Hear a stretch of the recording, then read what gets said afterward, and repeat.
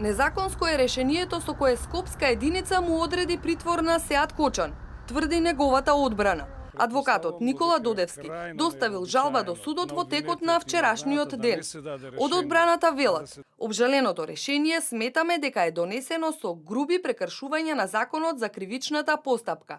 Анахроно решение кое како да е донесено по теркови од пред 30 на години кога Република Македонија не знаеше за постоење на Конвенција за заштита на човекови права и за Европскиот суд за човекови права, неговата судска практика и немаше обврска да ги почитува истите. Кривичниот совет во целост ги игнорирал обврските кои што ги има според Законот за кривичната постапка и Европската конвенција за човекови права.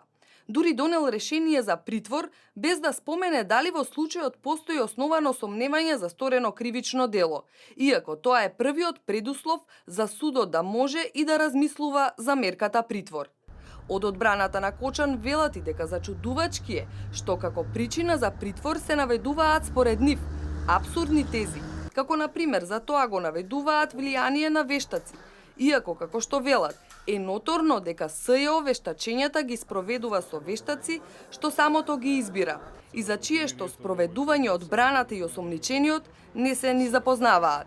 Според судски извори на телевизија Нова, судиката Гордана Спиреска не го доставила предметот до апелација, иако според ЗКП судот мора да донесе одлука по жалбата во рок од 48 часа.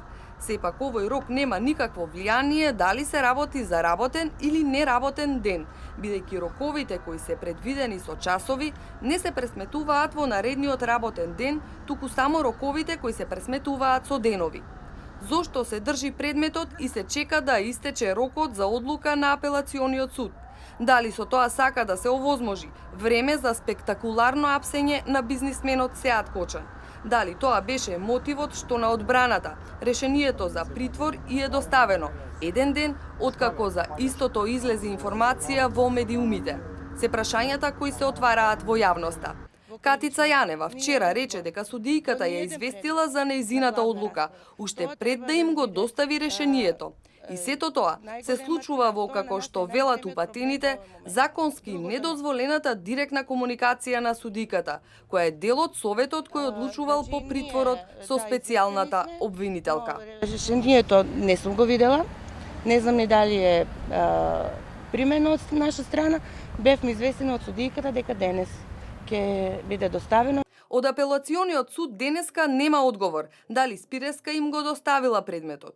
Од одбраната велат: целосни невистини се шпекулациите дека осомничениот се дал во бегство од едноставна причина, што нема бегство, доколку во периодот кога лицето веќе се наоѓа на службен пат се донесе решение за притвор.